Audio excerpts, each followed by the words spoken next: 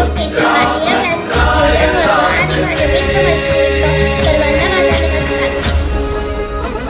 नावा कायचे नाजूक कायचे, अन्यायावर पलटवार करायचे, सन्मानाने जगायचे, सन्मानाने करायचे, अशी शिकवण देणाऱ्या राजमाता जिजाऊ यांची जयंती 12 जानेवारी 1598 रोजी बुलढाणा जिल्ह्यात राजा या गावात यांच्या वडिलांचे नाव लक्ष्मीराव जाधव, आईचे नाव महासमाजात शहाजी राजे भोसले यांचे जिजाबाईंचा विवाह झाला.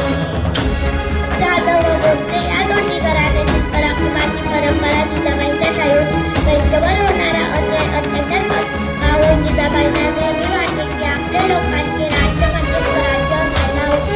नवीन स्वराज्याची तेजस्वी स्वप्न जिजाऊंनी पाहिले होते. त्यांनी पूर्ण शिवबाला लहानपणापासून शौर्याच्या व पराक्रमाच्या कथा सांगून घडविले होते. जिजाबाईंच्या प्रेरणेतून शिवराय अनेक लढाया जिंकल्या व महाराष्ट्राच्या माती स्वराज्याचे भगवे निशाण उभारले. जिजाऊंची संस्कार व शिक्षणामुळे शिवराय स्वतःचा विचार न करता इतरांच्या कल्याणासाठी